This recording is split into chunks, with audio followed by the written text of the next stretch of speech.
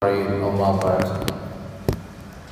بسم الله ما شاء الله لا يسوق الخير إلا الله بسم الله ما شاء الله لا يسوق السوء إلا الله بسم الله ما شاء الله ما كان من نعمة فمن الله بسم الله ما شاء الله كان ما لم يشأ لم يكن لا حول ولا قوة إلا بالله العلي العظيم توسلت بالحي القيوم الذي لا يموت أبدا دفعت عن السوء بألف ألف لا حول ولا قوة إلا بالله العلي العظيم قال الله تعالى في القرآن المجيد أعوذ بالله من الشيطان الرجيم بسم الله الرحمن الرحيم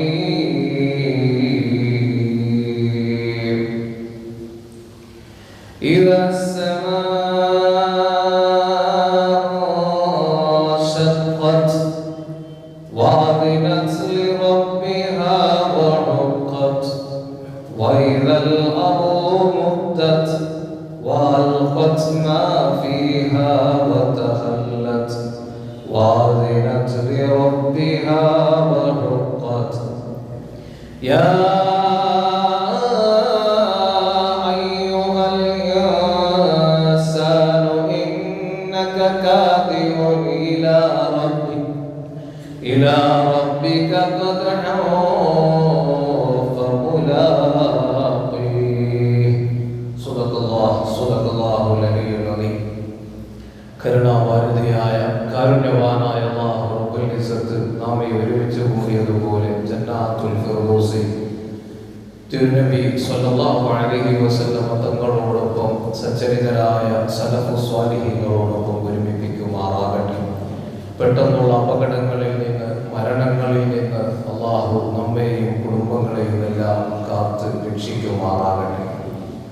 പ്രിയപ്പെട്ട സഹോദരങ്ങളെ, കേരളക്കര കണ്ട ഏറ്റവും വലിയ ഒരു പ്രളയ ദുരന്തം, ഒരു ഉരുൾപൊട്ടലുമായി ബന്ധപ്പെട്ട് 300-ലധികം ആളുകൾ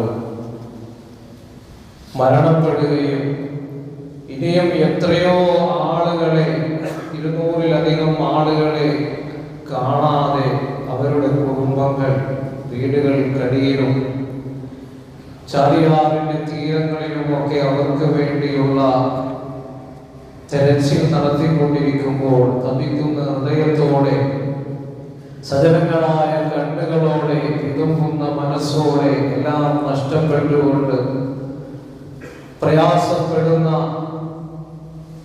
വളരെ സംവേദവും സംഘർഷഭരിതവുമായ ഒരു അവസ്ഥയാണ് വയനാട് ജില്ല കഴിഞ്ഞ 30-ാം തീയതി സാക്ഷ്യം വഹിച്ചത്.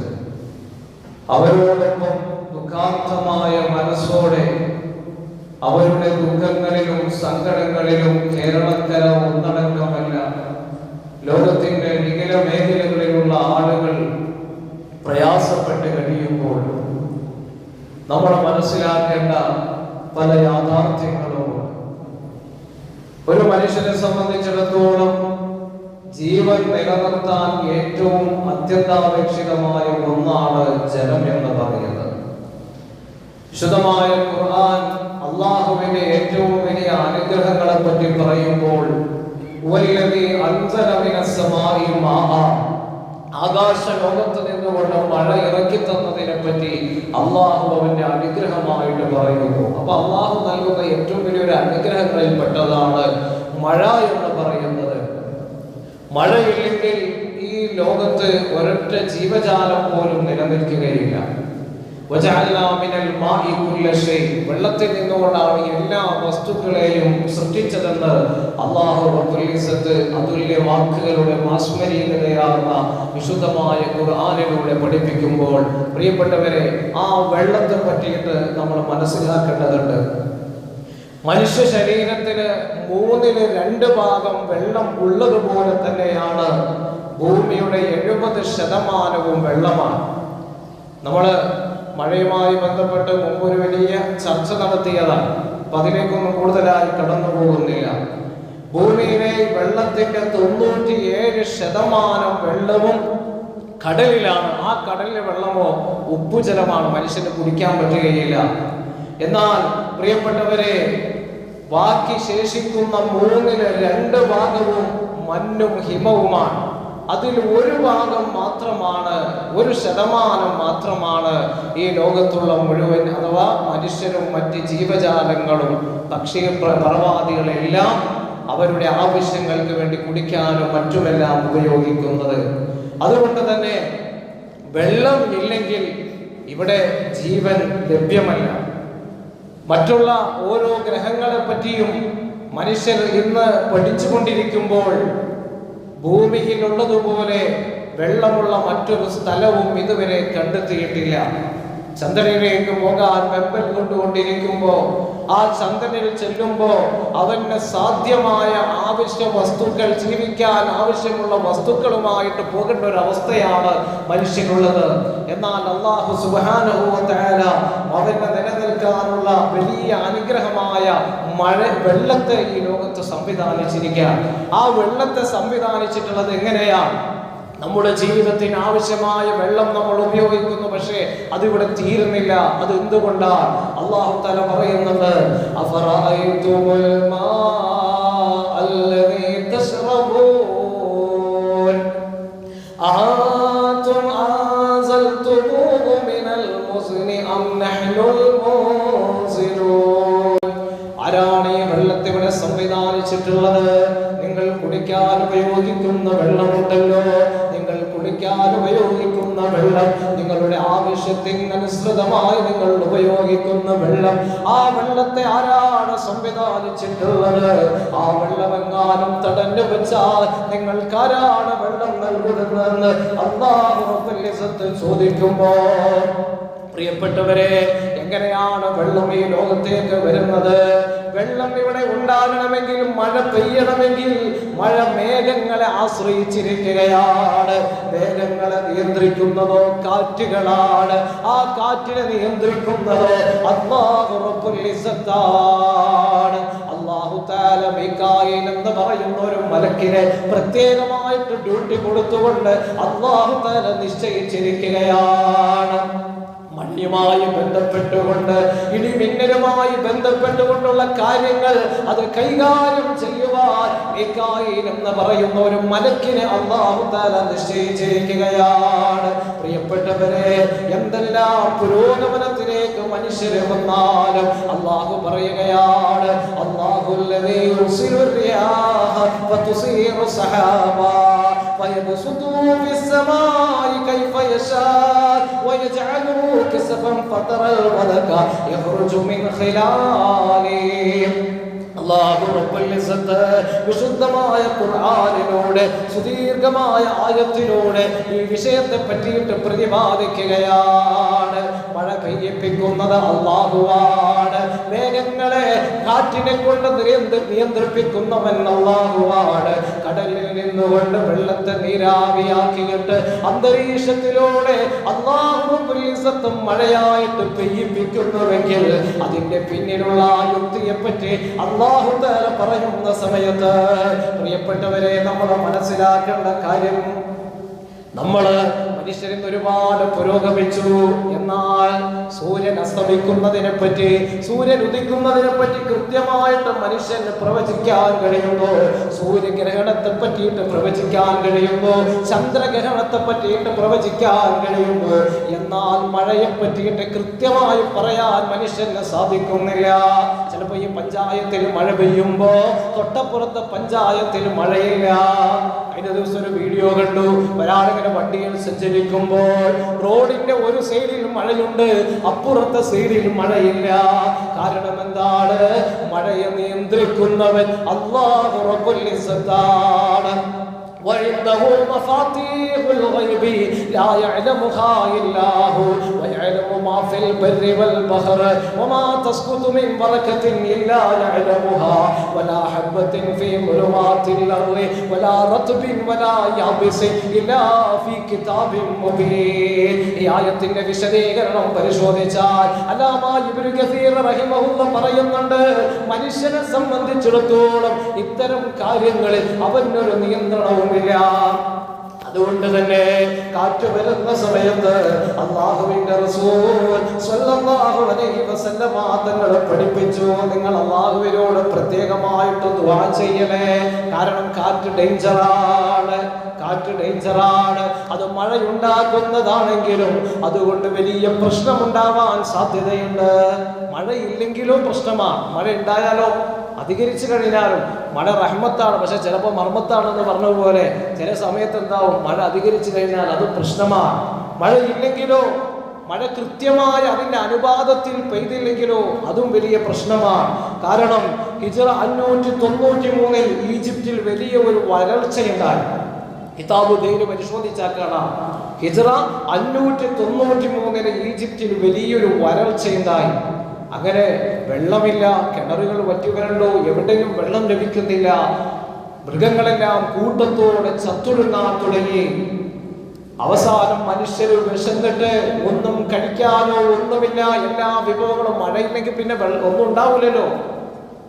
മുളച്ചുണ്ടാവുന്ന വസ്തുക്കൾ അതൊന്നും തന്നെ ഇല്ല, ഉള്ളതോ ആളുകൾ തിന്നു തീർത്തു, ഇനി ഒന്നുമില്ല.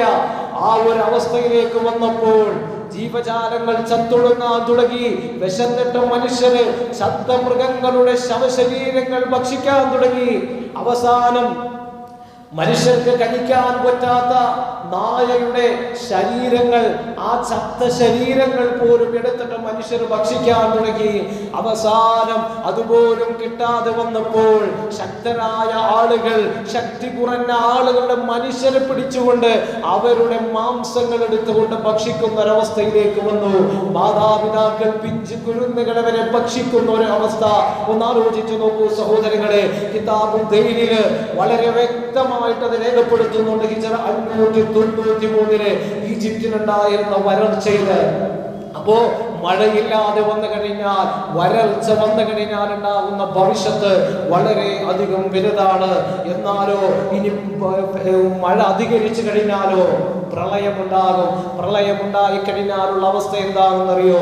ലോകത്തെ ഏറ്റവും വലിയ പ്രളയമുണ്ടായത് മഹാനായ സയ്യിദുനാ നൂഹ് നബി അലൈഹി സ്വലാത്തു വസ്സലാമിന്റെ കാലഘട്ടത്തിലാണ്.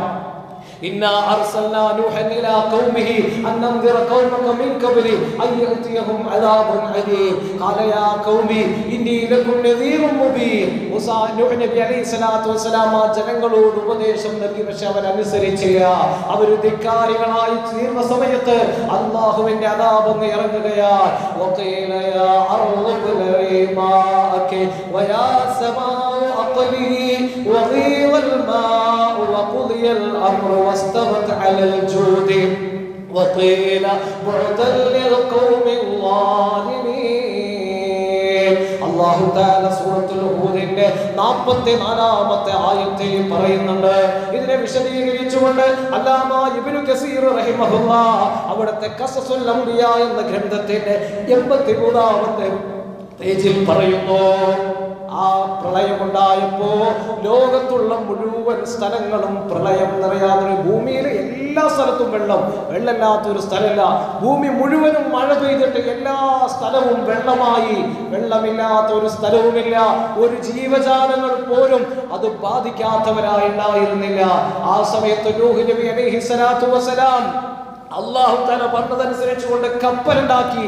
ആ കപ്പലിൽ രക്ഷപ്പെട്ട ആളുകൾ എല്ലാ ജീവജാലങ്ങളിൽ നിന്നുകൊണ്ട് ഓരോ ഇണകളെ വീതം അതിൽ നൂഹ് നബി അലൈഹി സ്വലാമിനോട് കയറ്റാൻ പറഞ്ഞു. അങ്ങനെ ആ കപ്പല് ജൂദി പർവ്വതത്തിൽ അണഞ്ഞു. ആ സമയത്ത് നൂഹ് നബി അലൈഹി സ്വലാത്തു വസ്സലാം അല്ലാഹുവിനോട് പറഞ്ഞിട്ടുണ്ട്, وفجرنا الأرض عيونا فالتقى الماء على أمر قد قدر. സൂറത്തുൽ ഖമറിന്റെ 12-ാമത്തെ ആയത്ത് അതിന്റെ വ്യാഖ്യാനത്തിൽ കാണാം. അതുപോലെ തന്നെ അല്ലാമ ഇബ്നു കസീർ റഹിമഹുല്ലാഹ് അവിടുത്തെ ഖസസുൽ അംബിയായിൽ പറയുന്നുണ്ട്, നൂഹ് നബി അലൈഹി സ്വലാത്തു വസ്സലാം ആ പ്രളയത്തിൽ നിന്നുകൊണ്ട് രക്ഷപ്പെട്ടപ്പോൾ 2 കാര്യമാണ് ചെയ്തത്. ഒന്നാമതായി ചെയ്തത് ബലിയറുത്തു. അറുത്തു കൊടുത്തു. അറുത്തു കൊടുക്കുക എന്ന് പറഞ്ഞ വലിയ പുണ്യമുള്ള കാര്യമാണ്. അള്ളാഹു വലിയൊരു ഇഷ്ടമുള്ള കാര്യമാണ്. فتقبلها ربها بقبول حسن وأنبتها نباتا حسنا. മഹാനായ ആദം നബി അലൈഹിസ്സലാത്തു വസ്സലാമിന്റെ മക്കളെ പറ്റിയിട്ട് പറയുന്ന സ്ഥലത്ത് കാണാം, വത്ലു അലൈഹിം നബഅ അബ്നൈ ആദമ ബിൽ ഹഖ് ഇദ ഖറബ ഖുർബാനൻ ഫതുഖബില മിൻ അഹദിഹിമാ. അവർ ഖുർബാൻ കൊടുത്തതിനെ പറ്റി അല്ലാഹുവിന് വലിയ ഇഷ്ടമുള്ള കാര്യമാണ് അറുത്തു കൊടുക്കുക എന്നുള്ളത്. മാതാപിതാക്കൾ സുഖമില്ലാതെയൊക്കെ വരുമ്പോ, വല്ലാത്തൊരവസ്ഥയിൽ കിടക്കുമ്പോൾ മക്കൾ അവർക്ക് വേണ്ടി അറുത്തു കൊടുക്കും. കാരണം എന്താ, ഇന്നത്തെ മക്കൾ എന്ന് പറഞ്ഞാൽ പെട്ടെന്ന് മരിച്ചു കിട്ടിയാൽ മതി എന്ന് പറഞ്ഞുകൊണ്ട് സ്വത്ത് വിഭജിക്കാൻ വേണ്ടി അറുത്തു കൊടുക്കും. അതല്ല, സ്നേഹമുള്ള മക്കൾ ആ വാപ്പാടെ ഉമ്മയുടെ ഇടങ്ങേറ് കാണുമ്പോൾ പഠിച്ചവനെ ഈമാൻ കിട്ടി മരിക്കാൻ വേണ്ടി പ്രയാസമില്ലാതെ ഇരിക്കാൻ വേണ്ടി എന്ത് ചെയ്യും, നമ്മൾക്ക് അറുത്തു കൊടുക്കാറുണ്ട്. ആ അറുത്തു കൊടുക്കുമ്പോൾ പെട്ടെന്ന് അതിന് ഫലവും ലഭിക്കാറുണ്ട്. എത്രയോ അനുഭവങ്ങളുണ്ട്. നമ്മൾ ചെയ്യേണ്ട ഒരു കാര്യമാണ്, അള്ളാഹുവിന്റെ അടുത്ത് വലിയ കൂലി കിട്ടുന്ന ഒരു കാര്യമാണ്. അപ്പൊ നൂഹ് നബി അലൈഹി സ്വലാത്തു വസ്സലാം ചെയ്തത്, പ്രളയത്തിൽ നിന്ന് രക്ഷപ്പെട്ടു വന്നപ്പോൾ ആദ്യം തന്നെ ചെയ്തത് എന്താ, അറുത്തു കൊടുത്തു.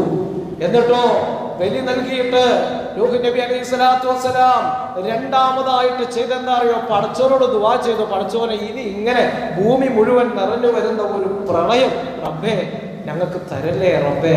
അതിനുശേഷം ഭൂമി മുഴുവനും വ്യാപിക്കുന്ന തരത്തിലുള്ള ഒരു പ്രളയം ഉണ്ടായില്ല. അത് നൂഹ് നബി അലൈഹി സ്വലാമിന്റെ ദുആ കൊണ്ടാണ്. പിന്നീട് 956 ചൈനയിലെ ഷെങ്സിയാട്ടോയില് ഭൂകമ്പം ഉണ്ടായി. ഇപ്പൊ വയനാട്ടിലുണ്ടായതുപോലെ രാത്രി സമയത്ത് ആളുകൾ കിടന്നുറങ്ങുന്ന സമയത്ത് ഭൂകമ്പം ഉണ്ടായി. അങ്ങനെ ഈ ചൈനയിലെ ഷെങ്സിയാട്ടോയിലെ യെല്ലോ റിവർ എന്ന് പറയുന്ന മഞ്ഞപ്പുഴ എന്ന പേരിൽ അറിയപ്പെടുന്ന ഒരു പുഴ അതെന്ത് ചെയ്തു, കരയിലേക്ക് അങ്ങ് ഒഴുകാൻ തുടങ്ങി. 8,30,000 ആളുകളാണ് മരിച്ചത്. 1956 ഗൂഗിളിൽ സെർച്ച് ചെയ്താൽ നിങ്ങൾക്ക് കാണാം. ഇന്നും അതിന്റെ ചിത്രങ്ങൾ നമുക്ക് കാണാവുന്നതാണ്. 956 ചൈനയിലെ ഷെങ്സിയാട്ടോയിൽ ഉണ്ടായതാണ് ഇപ്പോൾ അറിയപ്പെട്ടതിൽ വെച്ചുകൊണ്ട് ഏറ്റവും വലിയ പ്രളയം, ഭൂകമ്പമുണ്ടായി. എന്നിട്ട് എന്ത് ചെയ്തു, ആ നദി യെല്ലോ റിവർ എന്ന് പറയുന്ന ആ നദി അങ്ങ് കരയിലേക്ക് അങ്ങ് ഒഴുകാൻ തുടങ്ങി. ആളുകൾ കിടന്നുറങ്ങുന്നു. പാതിരാ സമയമല്ലേ. 8,30,000 പേര് മരണപ്പെട്ടു പോയി. അതേപോലെ തന്നെ ലിബിയയില് ഇതുപോലെ പ്രളയം ഉണ്ടായപ്പോ ഡാം തകർന്നിട്ട് എത്രയോ ആളുകളാണ് മരിച്ചത്. ഇന്ന് മുല്ലപ്പെരിയാർ തകർച്ചയുടെ വക്കിൽ നിൽക്കുകയാണ്. പേടിപ്പിക്കാൻ പറയില്ല, ആശങ്കയല്ല വേണ്ടത്, നമുക്ക് തവക്കലാ വേണ്ടത്. മുല്ലപ്പെരിയാറിനെ പറ്റിയൊക്കെ പറയുമ്പോൾ നമുക്ക് പേടിപ്പെടുത്തുന്ന തരത്തിലുള്ള റിപ്പോർട്ടുകളാണ്. IPCC Inter governmental panel of climate change എന്ന് പറയുന്ന IPCC ഐക്യരാഷ്ട്ര സഭയുടെ പ്രത്യേകമായ ഒരു സമിതി അവർ കണ്ടെത്തിയിട്ടുള്ളത് ലോകത്ത് ഏറ്റവും കൂടുതൽ ഇതുപോലെയുള്ള ഭൂകമ്പവും ഭൂമികുലുക്കവും അതേപോലെ തന്നെ ഉരുൾപൊട്ടലൊക്കെ ഉണ്ടാവാൻ സാധ്യത ഏറെയുള്ള സ്ഥലമാണ് കേരളം എന്നാണ് പറയുന്നത്. ജിയോളജിക്കൽ സൊസൈറ്റി ഓഫ് ഇന്ത്യയുടെ കണക്കനുസരിച്ചുകൊണ്ട് കേരളത്തിലെ 40% സ്ഥലങ്ങൾ ഇത്തരത്തിലുള്ള ഭീഷണി നേരിടുന്ന സ്ഥലമാണ്. കേരളത്തിലെ 40% സ്ഥലങ്ങൾ ഉരുൾപൊട്ടൽ ഭീഷണിയാണ്. പേടിപ്പിക്കാൻ പറയലല്ല, ഇൻഷാ അല്ലാഹ്. ഇതൊക്കെ നമ്മൾ മനസ്സിലാക്കേണ്ട ഒരു കാര്യം കൂടിയാണ്. അത് വെറുതെ ഖുർആനും ഹദീസും ഓതിയത് കൊണ്ട് മാത്രം ആളുകൾക്ക് പേടി വരില്ല. കാലഘട്ടം എങ്ങനെയാണ്. കാരണം ഇടുക്കി ജില്ല, നമ്മൾ താമസിക്കുന്ന ഈ അടിമാലി ഉൾപ്പെടെയുള്ള ഇടുക്കി ജില്ലയുടെ 74% സ്ഥലങ്ങളും ജിയോളജിക്കൽ സൊസൈറ്റി ഓഫ് ഇന്ത്യയുടെ കണക്കനുസരിച്ചുകൊണ്ട് ഉരുൾപൊട്ടാൻ സാധ്യതയുള്ള സ്ഥലങ്ങളാണ്. വയനാട് ജില്ലയുടെ 51% സ്ഥലങ്ങൾ. ഇത് 2018-19 കണക്ക് പ്രകാരം നോക്കുകയാണെങ്കിൽ 18,000 ചതുരശ്ര കിലോമീറ്ററാണ്. ഓരോ വർഷം ചെല്ലുമ്പോൾ അത് കൂടാണ്. അതിന് മുമ്പുണ്ടായിരുന്നത് 13,000 ചതുരശ്ര കിലോമീറ്റർ ആയിരുന്നെങ്കിൽ 2019 ആയപ്പോൾ 18,000 ചതുരശ്ര കിലോമീറ്റർ ആയിട്ട് മാറി. ഇപ്പോൾ അത് അതിനേക്കാളും കൂടിയിട്ടുണ്ടാവും. ഇത് എൻ്റെ വക പറയുന്നതല്ല, ജിയോളജിക്കൽ സൊസൈറ്റി ഓഫ് ഇന്ത്യയുടെ കണക്കനുസരിച്ചുകൊണ്ടാണ്. അതുപോലെ IPCC പ്രഖ്യാപിച്ചിട്ടുള്ള ഏറ്റവും പ്രശ്നബാധിത സ്ഥലം നമ്മുടെ ഈ കേരളമാണ്. കേരളത്തിലെ മുല്ലപ്പെരിയാറിന്റെ അവസ്ഥ നമുക്കൊക്കെ അറിയുന്നതാണ്. അതുകൊണ്ട് പ്രിയപ്പെട്ടവരെ, ഉരുൾപൊട്ടലുണ്ടായിട്ട് അല്ലെങ്കിലോ ഡാം പൊട്ടിത്തെറിച്ചിട്ട് അതിന്റെ പിന്നാലെ പോയതുകൊണ്ട് ഒരു കാര്യമില്ല. കാരണം പ്രക്ഷോഭം നടത്താനോ സമരം നടത്താനോ ആരും ഇവിടെ ഉണ്ടാവില്ല. അതുകൊണ്ട് ആ വിഷയത്തിലൊക്കെ വേണ്ട പോലെ ആ ഉത്തരവാദിത്തപ്പെട്ട സ്ഥലങ്ങളിലിരിക്കുന്ന ആളുകൾ വേണ്ട ഗൗരവം കൊടുക്കുന്നില്ല എന്നുള്ളത് നമ്മളൊക്കെ മനസ്സിലാക്കുക. ആരും കുറ്റം പറയാനോ ഒന്നും പറയില്ല. നമ്മളൊക്കെ മനസ്സിലാക്കേണ്ടതാണ് ആ ഡാമിന്റെ അവസ്ഥ എന്താണ്. കൂടുതൽ ഇപ്പോൾ അങ്ങോട്ട് കടന്നു പോകുന്നില്ല. ഇൻഷാ അല്ലാഹ് പ്രളയ ദുരന്തങ്ങളുമായി ബന്ധപ്പെടുന്ന ഒരുപാട് വിഷയങ്ങൾ നമുക്ക് പറയാനുണ്ട്. ഇൻഷാ അല്ലാഹ് അടുത്തയാഴ്ച ബാക്കി കാര്യങ്ങൾ പറയാം. അല്ലാഹു സുബ്ഹാനഹു വ തആല തൗഫീഖ് നൽകി അനുഗ്രഹിക്കുമാറാകട്ടെ. പ്രിയപ്പെട്ടവരെ, മനോരമയുടെ 2021 ഒക്ടോബർ 19-ാം തീയതി ഈ വിഷയവുമായി ബന്ധപ്പെട്ടുകൊണ്ട് വളരെ വ്യക്തമായിട്ട് ഈ കണക്കുകളൊക്കെ പുറത്തു പറഞ്ഞു അന്ന് ആ സമയത്ത് വളരെ ഗൗരവപരമായ ഒരു ചർച്ച നടന്നിരുന്നു. പിന്നീട് അതിങ്ങനെ കെട്ടുപോയി. പ്രിയപ്പെട്ടവരെ, അതുകൊണ്ട് വളരെ ഗൗരവപരമായ ഈ അവസ്ഥ നിൽക്കുമ്പോഴും നമ്മൾ ആശങ്ക കൊണ്ടൊന്നും ഒരു കാര്യമില്ല.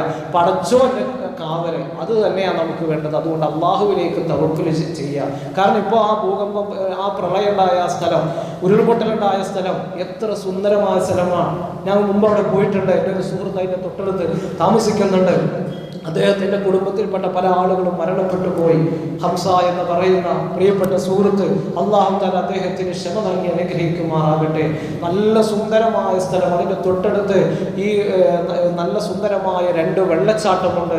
നല്ല ഭംഗിയുള്ള സ്ഥലം. നല്ല സ്കൂളുകളും പള്ളികളും അമ്പലങ്ങളും എല്ലാം നിറഞ്ഞ നല്ല സ്നേഹമുള്ള മനുഷ്യർ താമസിക്കുന്ന ആ സ്ഥലത്ത് ഇന്ന് പ്രിയപ്പെട്ടവരെ അവരവിടെയില്ല.